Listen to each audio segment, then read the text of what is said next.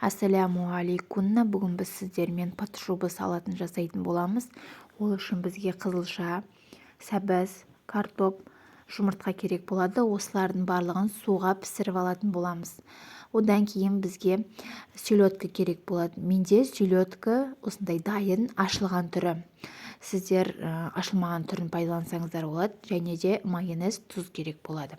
Осы барлық құрамдарды үккіштен өткізіп алатын болам. Міне барлығын үккіштен өткізіп алдым. Селедкамды осылай кубик қылып кесіп алдым. Жұмыртқамды да сарысынағынан бөліп алдым. Енді салатымызды дайындайтын боламыз. Селедкамызге осындай майонезімізді жағып аламыз.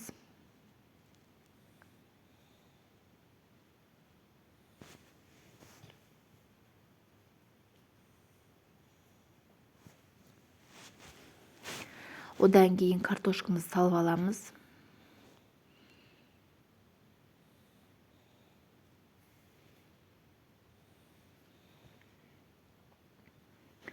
Одан кейін тұзымызды сеуіп, майонезімізді жағатын боламыз.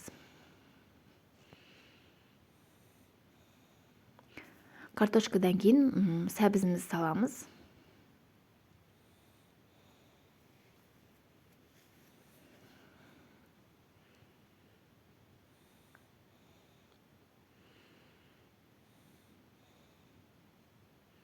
Сәбізімізден кейін тұзымызды салып, майонезімізді жағып шығамыз.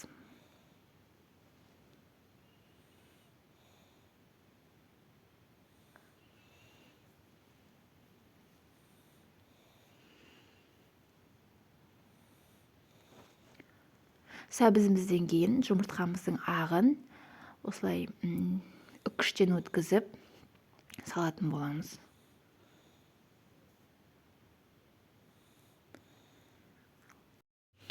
Одан кейін қызылшамызды салатын боламыз. Осылай менің кольцом салат жасауға арналмағандықтан осылай көтеріп алдым.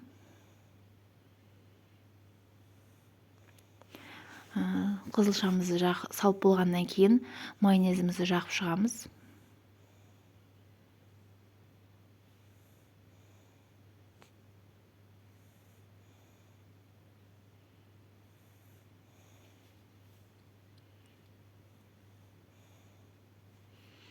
Майонезіміз жағып болғаннан кейін кольцомызды жайлап осылай алып аламыз.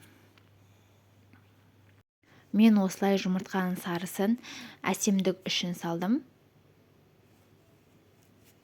Менің салатым дайын. Егер сіздерге видеом ұнаса, лайк басып, комментарий жазып, менің каналыма тіркелуді ұмытпаңыздар. Ассалямуалейкум.